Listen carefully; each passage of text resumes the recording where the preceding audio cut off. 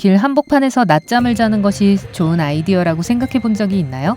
아니면 10대 때 학교 전체를 청소해 보신 적 있나요? 아니라고 대답하셨다면 분명히 일본인은 아니시겠네요.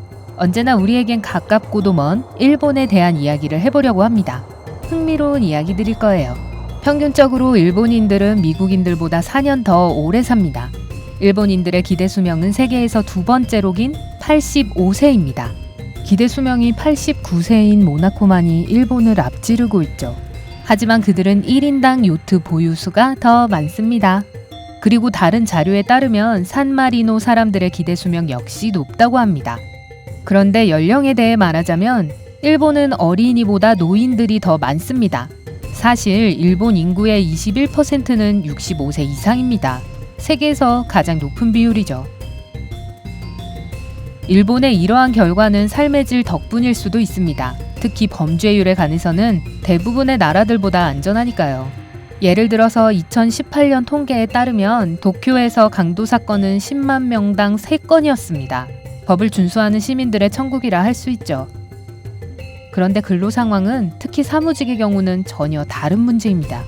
일본은 주 40시간 근무제를 따르지만 대부분의 직원들이 자발적으로 야근을 하며 일반적으로 60시간까지도 근무합니다. 20세기 중반 1950년대에 전쟁 후 나라의 경제를 회복시키기 위해 정부가 사람들에게 오랜 시간 일하도록 장려했던 데서 비롯된 관습입니다. 이런 이유로 직장이든 하다못해 거리에서든 낮잠을 자는 것이 정상이 되었습니다. 저녁에 도쿄를 거닐다 보면 깔끔한 정장을 입은 사람들이 마치 땅바닥이 자신의 아늑한 침대인 양 자고 있는 것을 볼 수 있습니다. 심지어 일본어에 이네무리라는 단어도 있습니다. 일하다 잠드는 건 그만큼 열심히 했다는 뜻이라 인정을 받기 위해 잠든 척까지 하기도 한다네요. 와, 일하다 낮잠 자면서 급여 인상도 받는다고요? 흥미롭게 들리네요. 그렇지만 기업과 정부 모두 조기 귀가를 위해 최선을 다하고 있습니다. 예를 들어 한 IT 회사에는 보라색의 부끄러움의 의상이라는 게 있어서 매달 마지막 수요일에 너무 많이 일한 직원들이 입는다고 합니다. 그럼 대체 얼마나 열심히 일하는 걸까요? 글쎄요, 결국 모든 것에는 이유가 있습니다. 우리처럼 일본 학생들도 학교 일과 중에 청소도 해야 합니다. 이 전통을 그들은 오소지라고 하는데 바닥을 닦고 화장실을 청소하는 것도 포함되죠. 오소지를 통해 타인을 돕고 존중하는 법을 배우는 만큼 학생들도 진지하게 임합니다. 이런 높은 사회적 기준에는 단점도 있습니다. 현재 일본에는 50만 명 이상의 히키코모리가 있습니다. 집에 틀어박혀 무슨 일이 있어도 나가지 않는 젊은이들을 일컫는 말이죠. 정부는 이런 현상을 심리적, 사회적 압박과 관련된 것으로 보고 있는데 저도 그 생각에 크게 동의합니다. 어쨌든 엄격한 교육 문화 덕분에 일본인들은 성공적인 인생을 살아가는 편입니다. 일본인의 문해력은 세계 최고 수준인 100%에 가깝습니다. 실업률은 약 4%에 불과한데요. 짐작하시겠지만 다른 나라들에 비해 상당히 낮습니다. 하지만 일본인들이 즐길 줄 모르는 사람들이라는 말은 아닙니다. 일본 전역에서는 수많은 축제들이 펼쳐지고 있고 외국인의 시각으로 보기엔 정말 낯선 축제들도 많답니다.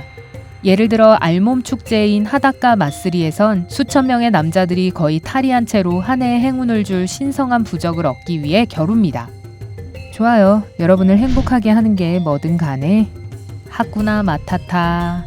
아, 죄송합니다. 이건 일본어가 아니라 디즈니 대사네요.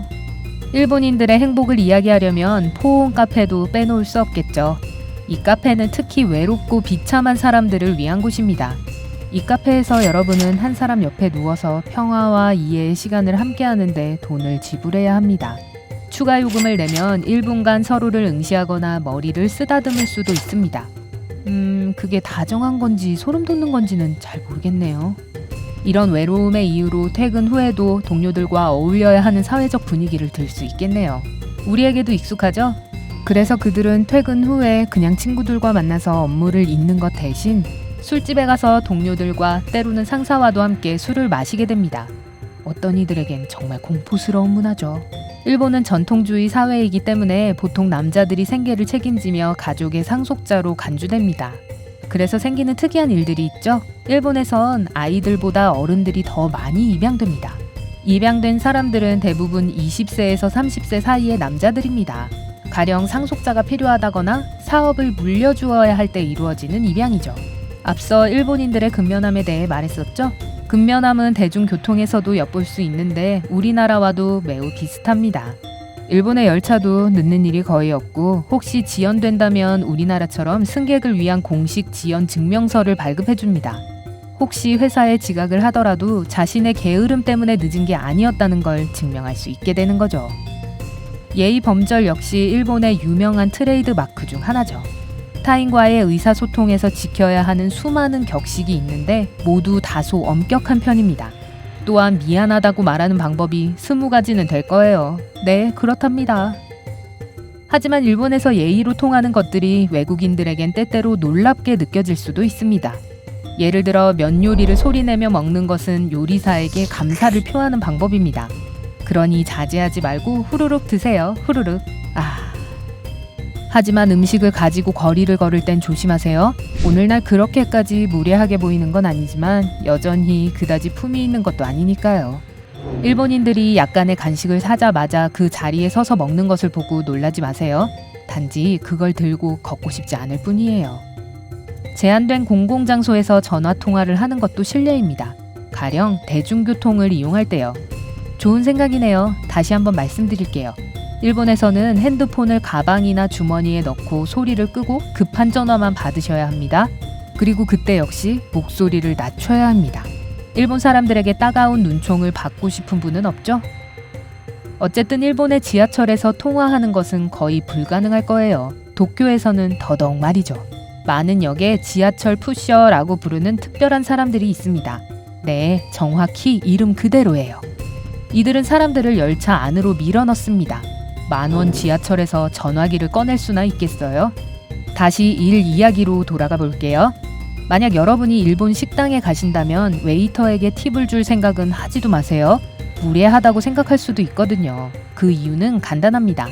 그들은 자신의 일을 할 뿐입니다. 일을 잘 해내는 것이 그들의 명예이기 때문이죠. 팁을 주면 오히려 불쾌해할 수 있습니다. 돈 때문에 하는 일이라는 뜻이 되니까요. 문신을 하셨다고요? 죄송하지만 일본의 대중 목욕탕엔 출입하실 수 없습니다. 일본에서 문신은 추한 것으로 여겨지고 야쿠자 혹은 조직화된 일본 범죄 조직을 연상시키기 때문입니다. 대중 목욕탕을 이용하고 싶다면 적어도 문신을 가리기라도 해야 할 겁니다. 하지만 최근에는 관광객들을 개방적으로 대하려는 노력의 일환으로 이런 제한도 바뀌는 추세입니다. 일본의 가정이나 기타 실내에서 신발을 벗고 슬리퍼를 신는 문화도 우리에게 낯설지 않습니다. 우리나라처럼 누군가의 집에 들어갈 땐 슬리퍼를 제공받게 되고 신발은 항상 벗어야 합니다. 만약 슬리퍼가 없는 곳에 간데도 실내에 신발을 신고 들어가지는 않죠. 청결은 미덕입니다. 양말에 구멍이 나지 않았는지 꼭 확인하세요. 자, 일본에 대해 여러분이 알고 있는 흥미로운 사실이 있나요? 댓글로 모두에게 알려주세요. 오늘 새로 알게 된 것이 있다면 이 영상에 좋아요를 누르고 친구들과 공유하세요. 멋진 영상들이 가득한 밝은 면과 함께하세요.